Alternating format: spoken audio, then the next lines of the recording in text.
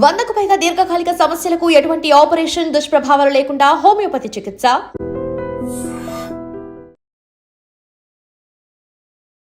నమస్తే, welcome to I dream talking point with Kavitha.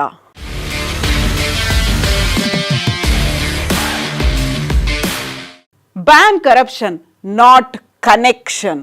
Yes, నేపాల్లో social media ban కాదు చేయాల్సింది. ఆ దేశంలో ఉన్నటువంటి కరప్షన్ ఏదైతే ఉందో, అవినీతి అక్రమాలు అవుతున్నాయి. దానికి తోడుగా అక్కడున్నటువంటి నిరుద్యోగం కావచ్చు, ఆర్థికంగా ఉన్నటువంటి అసమానతలు కావచ్చు, లేకుంటే నెపోటిజం కావచ్చు, రాజకీయాలకి సంబంధించి వాళ్ళ వారసులే మళ్ళీ రాజ్యం ఏలేటువంటి పరిస్థితి ఉంది. కాబట్టి అదంతా మాకు వద్దు అని నినదించినటువంటి అక్కడ ఉన్నటువంటి యూత్తో నేపాల్ అంతా ఇప్పుడు రణరంగమైంది. ఒక పీస్ఫుల్ ప్రొటెస్ట్గా మేము చేయబోతున్నాము అని చెప్పినప్పటికి కూడా అక్కడ విచ్ఛిన్నకర శక్తులు ఎంటర్ అయ్యాయి. కాబట్టే నేపాల్ అంతా ఇప్పుడు రణరంగంగా మారింది అనేటువంటి పరిస్థితులు కనిపిస్తున్నాయి. ఇక్కడ మనం చూస్తున్నాము, జరుగుతున్నటువంటి ప్రొటెస్ట్లకు తోడుగా అక్కడ ఉన్నటువంటి అధికార భవనాలు కావచ్చు, లేకపోతే ప్రజాప్రతినిధుల నివాసాలకి రక్షణగా ఉన్నటువంటి పోలీసుల ముందు, మిలిటరీలు, ఆర్మీ ముందు ప్రొటెస్ట్ చేస్తున్నటువంటి యూత్కి తోడుగా అక్కడ మార్షల్ ఆర్ట్స్ చేస్తున్నటువంటి వాళ్ళు కూడా తమ సంఘీభావాన్ని ప్రకటిస్తున్నటువంటి దృశ్యాలు. సో వేలాదిగా కాదు, లక్షలాదిగా నేపాల్లోని రాజధాని కాఠ్మండుతో పాటుగా నేపాల్ దేశవ్యాప్తంగా ఇలాంటి నిరసనలే కనిపిస్తున్నాయి. దీనికి ప్రధానమైనటువంటి కారణం ఫేస్బుక్, ట్విట్టర్, దాంతో పాటుగా అక్కడ ఉన్నటువంటి లింక్డ్ఇన్, రెడ్డిట్, ఇన్స్టాగ్రామ్ ఇలాంటి మాధ్యమాలని, సోషల్ మీడియా అకౌంట్స్ అన్నిటినీ తమ నియంత్రణలోకి తీసుకోవాలనుకున్నటువంటి నేపాల్ ప్రభుత్వం వాటన్నిటినీ బ్యాన్ చేసింది. దీనికి ప్రధానమైనటువంటి కారణంగా చెప్తుంది కమ్యూనికేషన్స్ రంగానికి చెందినటువంటి రిజిస్ట్రేషన్ అనేది నిర్ధారిత గడువులోగా ఈ సంస్థలు చేసుకోకపోవడం వల్ల ఇలా 26 సోషల్ మీడియా సంస్థలని మేము బ్యాన్ చేస్తున్నాము అన్నట్టుగా నేపాల్ ప్రభుత్వం అనౌన్స్ చేసింది.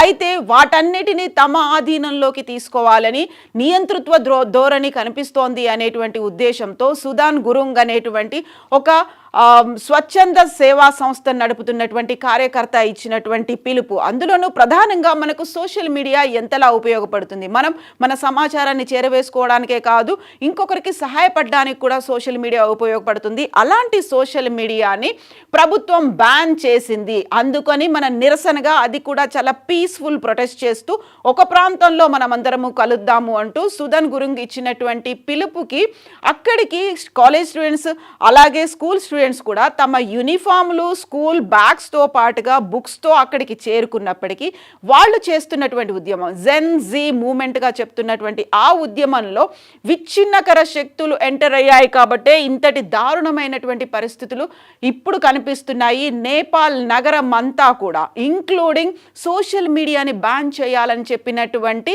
సుప్రీంకోర్టు భవనంతో సహా పలు కోర్టు భవనాలను కూడా అగ్నికి ఆహుతి చేశారు.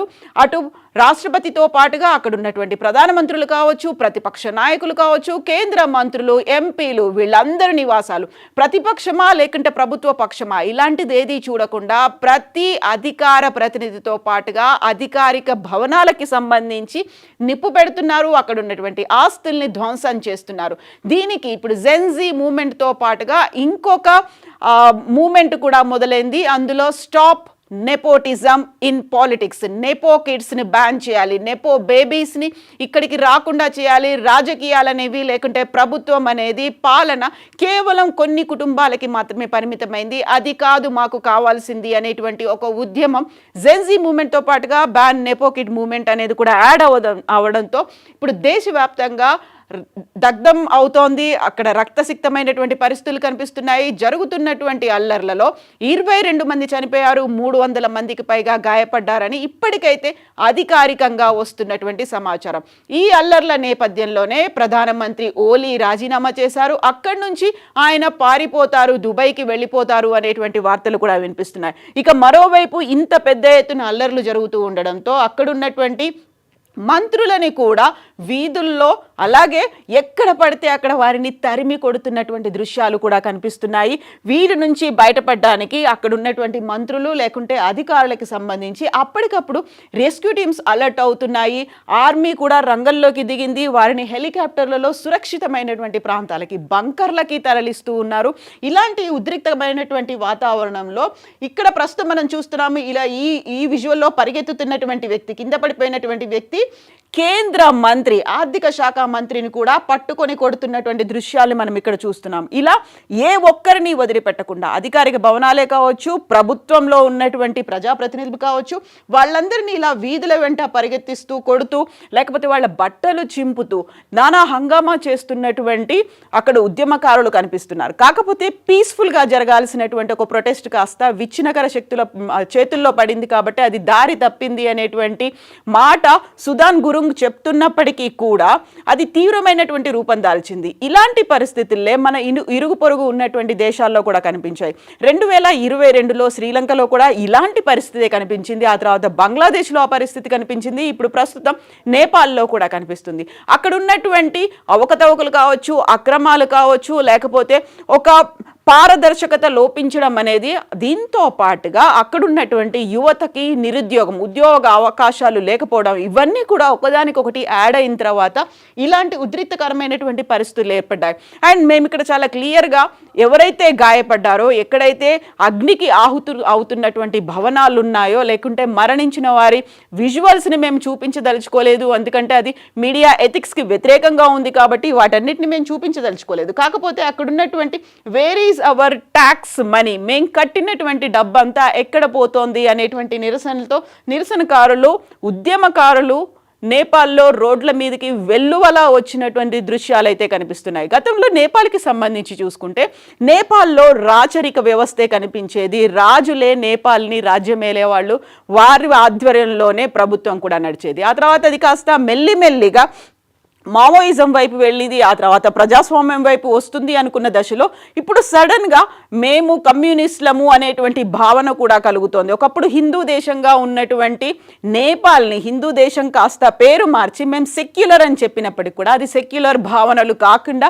కమ్యూనిజం భావనలు ఉన్నాయి అనేటువంటి అభిప్రాయం నేపాల్లో చాలా చోట్ల వినిపిస్తుంది. ఈ దశలోనే ఇప్పుడు మాకు మళ్ళీ రాచరిక వ్యవస్థ కావాలి అని వినిపిస్తున్నటువంటి నినాదాలు కూడా అక్కడ కనిపిస్తున్నాయి. మేము కట్టినటువంటి ట్యాక్స్ మనీ అంతా ఎక్కడ పోతుంది అనేటువంటి అభిప్రాయం అక్కడ వ్యక్తమవుతోంది. అది ఆగ్రహావేశాలకు కూడా దారి తీసినటువంటి పరిస్థితి ఇక్కడ మనకు కనిపిస్తోంది. సో ఇక్కడ యూత్ అని లేదు, లేకుంటే చిన్న పెద్ద అని కూడా లేదు, ఆడామగ లేదు, ప్రతి ఒక్కరూ రోడ్ల మీదకి వచ్చి నిరసన చేస్తున్నటువంటి దృశ్యాలు. ఇందులోనే ప్రధానంగా ప్రచండతో పాటుగా దేవ్బా, ఆ తర్వాత ఓలీ, ఈ వరుసగా వస్తున్నటువంటి ప్రధానమంత్రుల ఇళ్ల మీద కూడా అటాక్ చేసినటువంటి దృశ్యం. గతంలో అక్కడ ప్రధానిగా పనిచేసినటువంటి ఇంటి మీద కూడా, ఒక ప్రధాని ఇంటి మీద కూడా, మాజీ ప్రధాని ఇంటి మీద కూడా అటాక్ చేయడంతో ప్రధాని భార్య కూడా ఈ అగ్నికీలలకి సజీవ దహనం అయిపోయింది అనేటువంటి విజువల్స్ కూడా వస్తున్నాయి. యాక్చువల్గా ఇంత తీవ్రమైనటువంటి ఆగ్రహానికి గురైన తర్వాత మళ్ళీ అక్కడ సోషల్ మీడియాని పునరుద్ధరించినప్పటికీ కూడా ప్రస్తుతం ఉన్నటువంటి పరిస్థితుల నేపథ్యంలో ఆర్మీ చీఫ్ వెళ్ళి ప్రధానమంత్రి ఓలీకి చెప్పారు, మీరు కనుక రాజీనామా చేస్తే ఇక్కడ పరిస్థితులు శాంతించేలా మేము చర్యలు తీసుకుంటాము, ఆర్మీ రంగంలోకి దిగుతుంది, ఉద్రిక్తతలు జరగకుండా మేము చూసుకుంటామని ఆర్మీ చీఫ్ చెప్పినప్పటికీ కూడా ఇప్పుడు ఆర్మీ చేతుల్లో కూడా జరుగుతున్నటువంటి ఈ ఉద్యమం, నిరసన అనేది అరికట్టలేని పరిస్థితిలో చేరుకుంది. ఈ నేపథ్యంలోనే అక్కడ మేయర్గా పనిచేస్తున్నటువంటి వ్యక్తి పేరు మాత్రం నెక్స్ట్ ప్రధానమంత్రిగా వినిపిస్తోంది. ఎట్ ద సేమ్ టైం మళ్ళీ రాచరిక వ్యవస్థ రావాలి అనేటువంటి దాంతో పాటుగా అసలు ఎవరి మీద నమ్మకం లేనటువంటి పరిస్థితి ఉంది అనేది, Gen Z movement, ban nepo kid movement, లేకపోతే నెపో బేబీస్ మూవ్మెంట్, ఇలాంటివన్నీ వినిపిస్తున్నాయి. కాబట్టి ఇప్పుడు భారతదేశం కూడా అక్కడున్నటువంటి భారతీయుల మీద జాగ్రత్తగా ఉండాలి అనేటువంటి గైడ్ లైన్స్ను కూడా జారీ చేసింది. ఢిల్లీ నుంచి కాఠ్మండూకి వెళ్ళేటువంటి విమానాలన్నింటినీ రద్దు చేసింది. ఇక ప్రత్యేకమైనటువంటి మిలిటరీతో పాటుగా పోలీస్ బలగాలు కూడా అక్కడున్నటువంటి డొమెస్టిక్తో పాటుగా అంతర్జాతీయ విమానాశ్రయాల దగ్గర గట్టి పహారా కాస్తున్నాయి. ఆల్మోస్ట్ అన్ని దేశాల నుంచి నేపాల్కి రావాల్సినటువంటి విమాన రాకపోకల్ని కూడా బ్యాన్ చేశారు.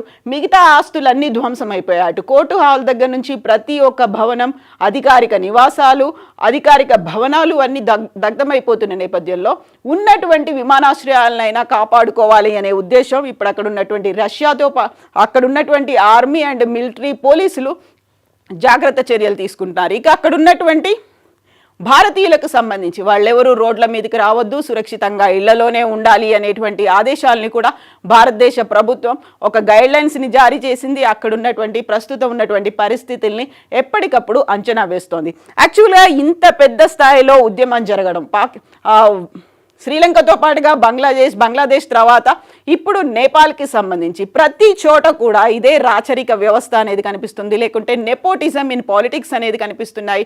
ప్రతి చోట కూడా అవినీతి అక్రమాలు అనేవి ఉన్నాయి, ఆశ్రిత పక్షపాతం ఉంది, ఒక పార్షియల్గా ఉన్నటువంటి పరిస్థితి ఉంది. అక్కడ పారదర్శకత అనేది లోపించింది కాబట్టి, బయాస్డ్గా ఉన్నారు కాబట్టి నిరుద్యోగం అనేది ఎక్కువగా ఉంది. అక్కడ ఉన్నటువంటి యువతకి కావాల్సినటువంటి అవకాశాల గురించి కావచ్చు, పరిశ్రమల గురించి, అభివృద్ధి గురించి, సంక్షేమం గురించి ఫోకస్ పెట్టలేదు కాబట్టి యువతే స్వచ్ఛందంగా పాల్గొంటున్నటువంటి మూమెంట్స్ని మనం ప్రస్తుతం చూస్తున్నాం. ప్రతి చోట యువత లీడ్ రోల్ ప్లే చేస్తూ ముందుకెళ్ళినటువంటి పరిస్థితి అయితే కనిపిస్తుంది. బట్ నేపాల్కి సంబంధించి ఇప్పటికైతే 22 మంది చనిపోయారు, 300 మందికి పైగా గాయపడ్డారనేటువంటి సమాచారం ఉంది. కాబట్టి ఇప్పుడు పరిస్థితిని అదుపులోకి తీసుకోవడానికి అక్కడ ఉన్నటువంటి ప్రభుత్వం, ప్రధానమంత్రి ఓలీ రాజీనామా చేసిన తర్వాత ఆ రాజీనామాని యాక్సెప్ట్ చేసినటువంటి రాష్ట్రపతి కూడా రాజీనామా చేశారు. ఇప్పుడు మొత్తం ఆర్మీ మాత్రమే ఉంది. ఆర్మీ చేతుల్లో ఉన్నప్పటికీ కూడా ఇలాంటి పరిస్థితుల్లో ప్రతి వీధిలోనూ కనిపిస్తున్నాయి. కాబట్టి next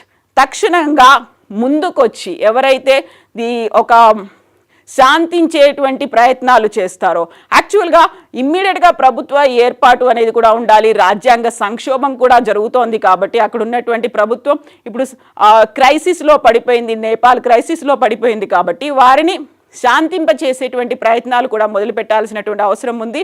at the same time ప్రజలు ఎవరినైతే కోరుకుంటున్నారో అటు ప్రతిపక్షము, ఇటు ప్రభుత్వం పక్షం, అధికార పక్షము అన్నిటినీ వ్యతిరేకిస్తూ వస్తున్నారు. కాబట్టి అందరికీ సమన్వయంతో పనిచేసే ఒక న్యూట్రల్ పర్సన్ కోసం అయితే ప్రధానమంత్రిగా ఎన్నుకోవడానికైతే చర్చలైతే జరుగుతున్నాయి. బట్ వాటికి ఎంత సమయం పడుతుంది? రోజులు గడుస్తున్నాయి. ఇప్పటికి 3 రోజుల నుంచి అక్కడ ఉన్నటువంటి ఆగ్రహం, ఆవేశాలు అయితే చల్లారలేదు. బట్ కొంతకాలం పడుతుంది. కాకపోతే చేయాల్సినటువంటి చర్యలు ఇరు దేశాలతో పాటుగా భారతదేశం కూడా అక్కడున్నటువంటి చర్యల్ని సమీక్షిస్తోంది.